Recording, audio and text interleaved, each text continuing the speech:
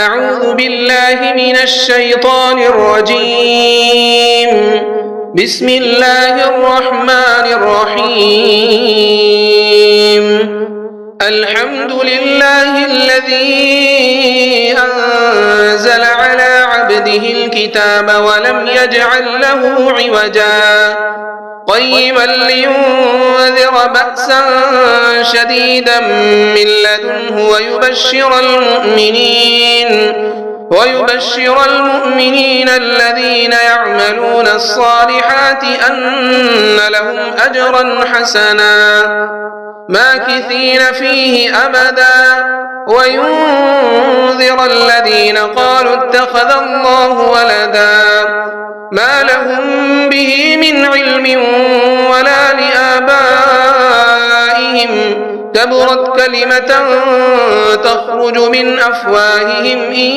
يقولون إلا كذبا فلعلك باخع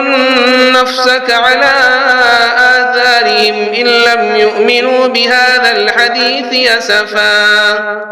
إنا جعلنا ما على الأرض زينة لها لنبلوهم أيهم أحسن عملا وإنا لجاعلون ما عليها صعيدا جرزا أم حسبت أن أصحاب الكهف والرقيم كانوا من آياتنا عجبا إذ أوى الفتية إلى الكهف فقالوا ربنا آتنا من لدنك رحمة وهيئ لنا من أمرنا رشدا فضربنا على آذانهم في الكهف سنين عددا ثم بعثناهم لنعلم أي الحزبين أحصى لما لبثوا أمدا نحن نقص عليك نبأهم بالحق إنهم فتية آمنوا بربهم وزدناهم هدى وربطنا على قلوبهم إذ قاموا فقالوا ربنا رب السماوات والأرض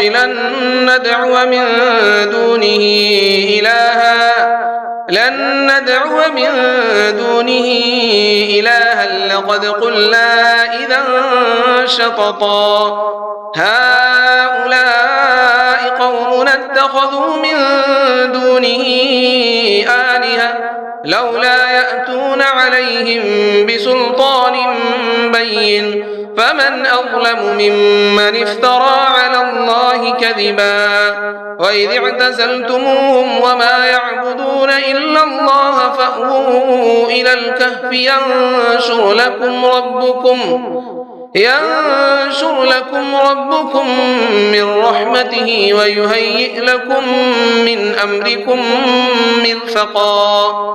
وترى الشمس إذا طلعت تزاور عن كهفهم ذات اليمين وإذا غربت تقرضهم ذات الشمال وهم في فجوة منه ذلك من آيات الله من يهد الله فهو المهتد ومن يضلل فلن تجد له وليا مرشدا وتحسبهم أيقاظا وهم رقود ونقلبهم ذات اليمين وذات الشمال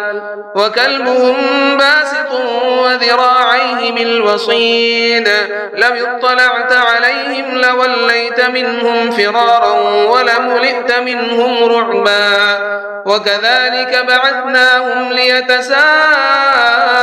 بينهم قال قائل منهم كم لبثتم قالوا لبثنا يوما أو بعض يوم قالوا ربكم أعلم بما لبثتم فابعثوا أحدكم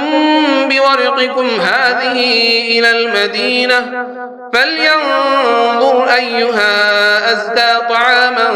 فليأتكم برزق منه وليتلطف ولا يشعرن بكم أحدا إنهم إن يظهروا عليكم يرجموكم أو يعيدوكم في ملتهم ولن تفلحوا إذا أبدا وكذلك أعثرنا عليهم ليعلموا أن وعد الله حق وأن الساعة لا ريب فيها إذ يتنازعون بينهم أمرهم فقالوا ابنوا عليهم بنيانا ربهم أعلم بهم قال الذين غلبوا على أمرهم لنتخذن عليهم مسجدا سيقولون ثلاثة رابعهم كلبهم ويقولون خمسة سادسهم كلبهم رجما بالغيب ويقولون سبعة وثامنهم كلبهم قل ربي أعلم بعدتهم ما يعلمهم إلا قليل فلا تمار فيهم إلا مراء ظاهرا ولا تستفت فيهم منهم أحدا ولا تقولن لشيء إني فاعل ذلك غدا إلا أن يشاء الله واذكر ربك إذا نسيت وقل عسى أن يهديني ربي لأقرب من هذا رشدا ولبثوا في كهفهم 300 سنين وازدادوا 9 قل الله أعلم بما لبثوا له غيب السماوات والأرض أبصر به وأسمع ما لهم من دونه من ولي ولا يشرك في حكمه أحدا واتل ما أوحي إليك من كتاب ربك لا مبدل لكلماته ولا تجد من دونه ملتحدا واصبر نفسك مع الذين يدعون ربهم بالغداة والعشي يريدون وجهه ولا تعد عيناك عنهم تريد زينة الحياة الدنيا ولا تطع من أغفلنا قلبه عن ذكرنا واتبع هواه وكان أمره فرطا وقل الحق من ربكم فمن شاء فليؤمن ومن شاء فليكفر إنا أعتدنا للظالمين نارا أحاط بهم سرادقها وإن يستغيثوا يغاثوا بماء كالمهل يشوي الوجوه بئس الشراب وساءت مرتفقا إن الذين آمنوا وعملوا الصالحات إنا لا نضيع أجر من أحسن عملا أولئك لهم جنات عدن تجري من تحتهم الأنهار يحلون فيها من أساور من ذهب ويلبسون ثيابا خضرا من سندس واستبرق متكئين فيها على الأرائك نعم الثواب وحسنت مرتفقا واضرب لهم مثلا الرجلين جعلنا لأحدهما جنتين من أعناب وحففناهما بنخل وجعلنا بينهما زرعا كلتا الجنتين آتت أكلها ولم تظلم منه شيئا وفجرنا خلالهما نهرا وكان له ثمر فقال لصاحبه وهو يحاوره أنا أكثر منك مالا وأعز نفرا ودخل جنته وهو ظالم لنفسه قال ما أظن أن تبيد هذه أبدا وما أظن الساعة قائمة ولئن رددت إلى ربي لأجدن خيرا منها منقلبا قال له صاحبه وهو يحاوره أكفرت بالذي خلقك من تراب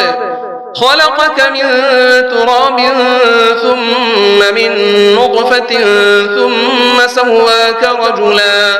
لكن هو الله ربي ولا أشرك بربي أحدا ولولا إذ دخلت جنتك قلت ما شاء الله لا قوة إلا بالله إن ترني أنا أقل منك مالا وولدا فعسى ربي أن يؤتيني خيرا من جنتك ويرسل عليها حسبانا من السماء فتصبح صعيدا زلقا أو يصبح ماؤها غورا فلن تستطيع له طلبا وأحيط بثمره فأصبح يقلب كفيه على ما أنفق فيها وهي خاوية على عروشها ويقول يا ليتني لم أشرك بربي أحدا ولم تكن له فئة ينصرونه من دون الله وما كان منتصرا هنالك الولاية لله الحق هو خير ثوابا وخير عقبا واضرب لهم مثل الحياة الدنيا كماء إن أنزلناه من السماء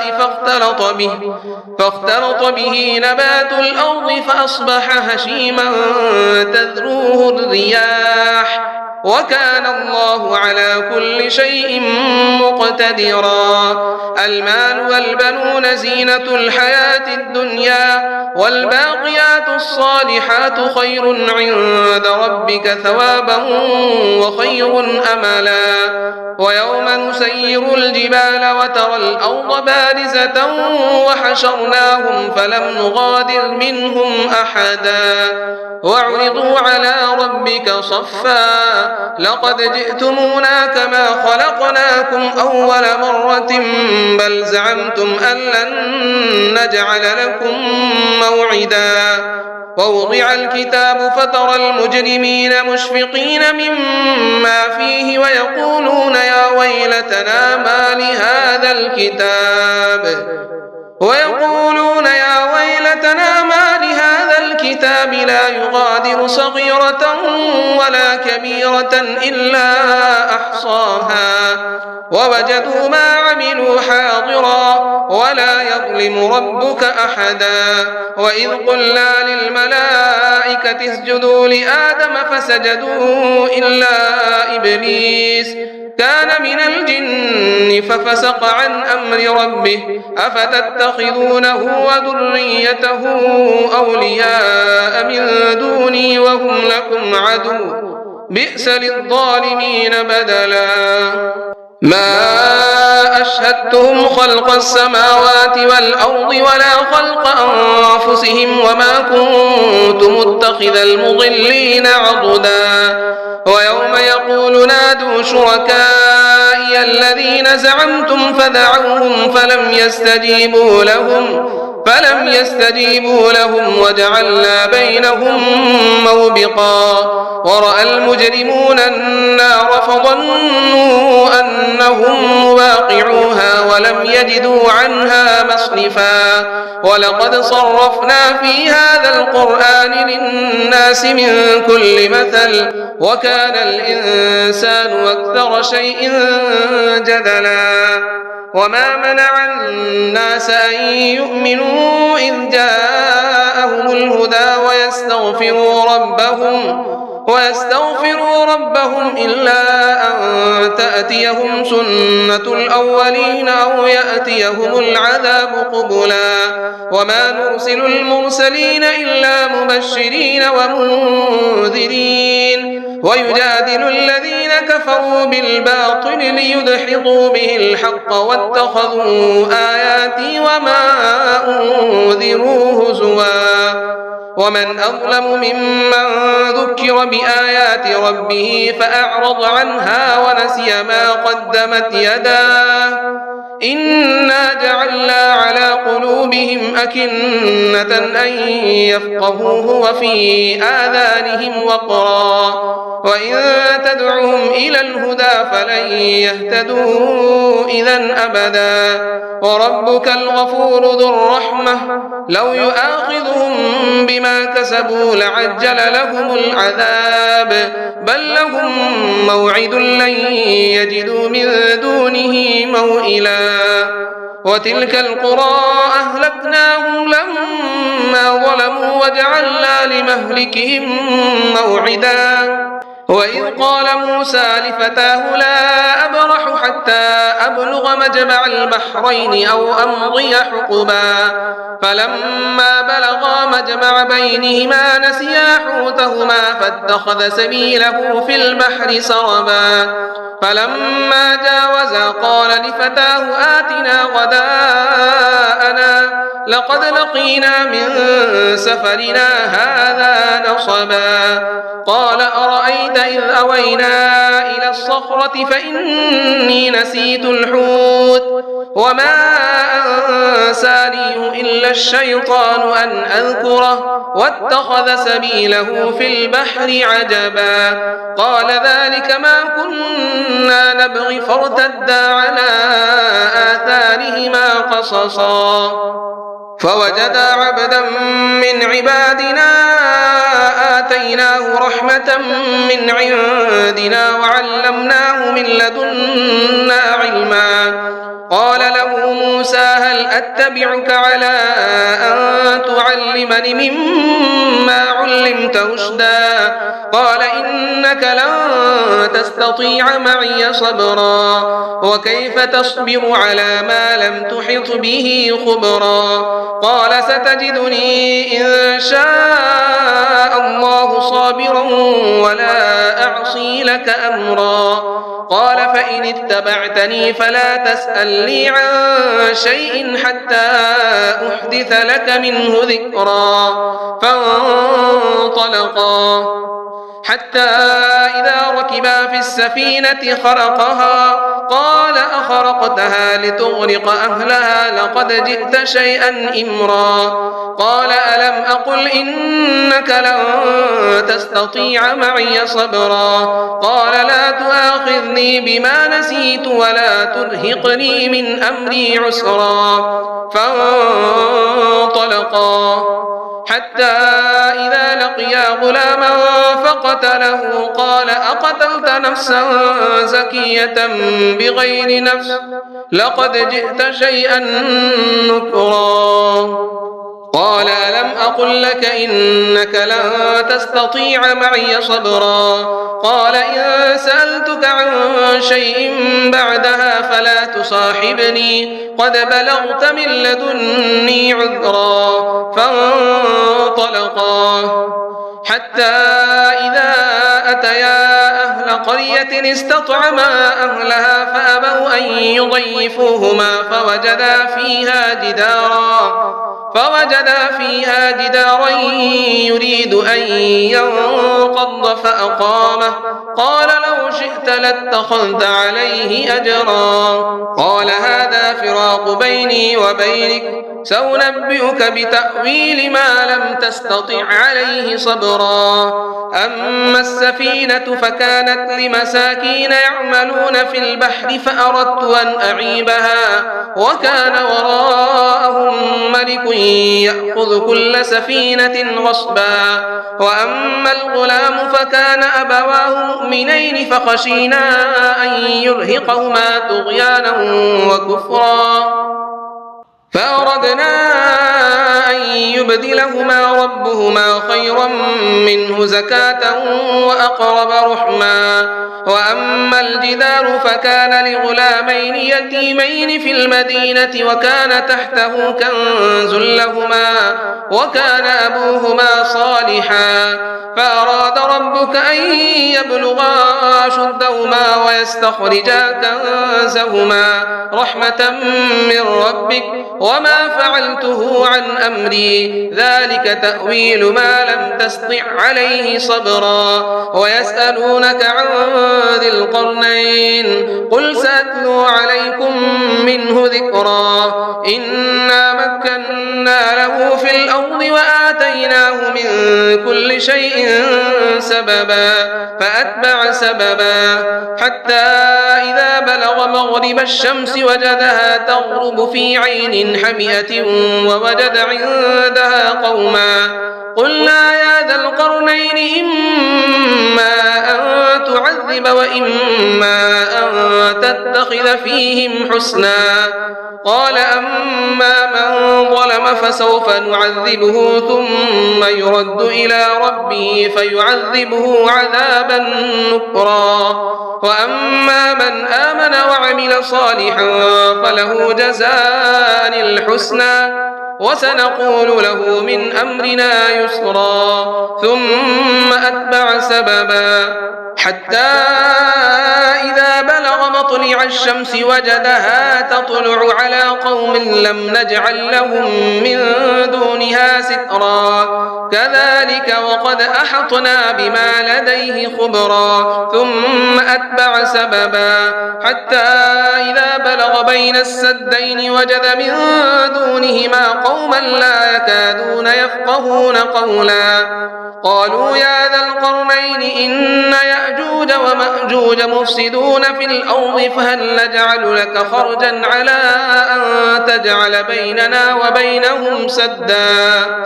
قال ما مكني فيه ربي خير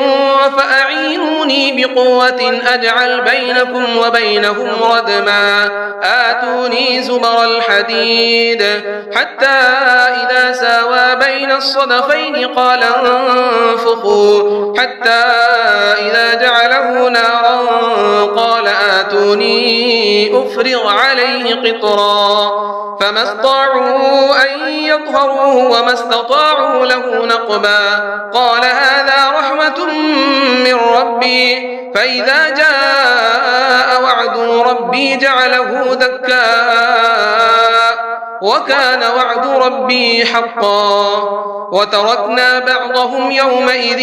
يموج في بعض ونفخ في الصور فجمعناهم جمعا وعرضنا جهنم يومئذ للكافرين عرضا الذين كانت أعينهم في غطاء عن ذكري وكانوا لا يستطيعون سمعا أفحسب الذين كفروا أن يتخذوا عبادي من دوني أولياء إنا أعتدنا جهنم للكافرين نزلا قل هل ننبئكم بالأخسرين أعمالا الذين ضل سعيهم في الحياة الدنيا وهم يحسبون أنهم يحسنون صنعا أولئك الذين كفروا بآيات ربهم ولقائه فحبطت أعمالهم فلا نقيم لهم يوم القيامة وزنا ذلك جزاؤهم جهنم بما كفروا واتخذوا آياتي ورسلي هزوا إن الذين آمنوا وعملوا الصالحات كانت لهم جنات الفردوس نزلا خالدين فيها لا يبغون عنها حولا قل لو كان البحر مدادا لكلمات ربي لنفد البحر قبل أن تنفد كلمات ربي ولو جئنا بمثله مددا قل إنما أنا بشر مثلكم يوحى إلي أنما إلهكم إله واحد فمن كان يرجو لقاء ربه فليعمل عملا صالحا ولا يشرك بعبادة ربه أحدا.